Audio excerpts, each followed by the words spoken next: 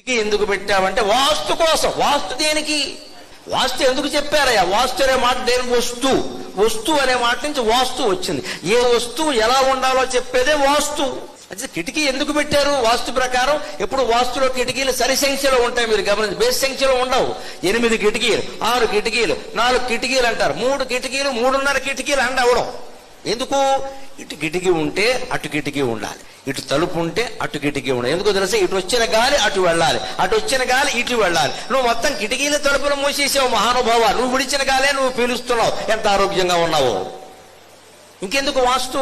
మేము వాస్తు ప్రకారం 6 పెట్టామండి, అయినా ఇంట్లో పిల్లాడు పోయాడండి. దానికి దీనికి సంబంధం లేదు ఇక్కడ. వాస్తు ప్రకారం చేసేస్తే పిల్లలంతా ఉంటారని ఏమైనా ఉందేమిటి ఇక్కడ? వాస్తు వేరే ప్రయోజనం, ఇది వేరే ప్రయోజనం. ఇది ఏదో ఇంట్లో ఏదో అశుభం జరగగానే వాస్తు లోపం అనకూడదండి. వాస్తు కేవలం ఇంజనీరింగ్, గాలి వెలుతురు రావడం కోసం అంటే.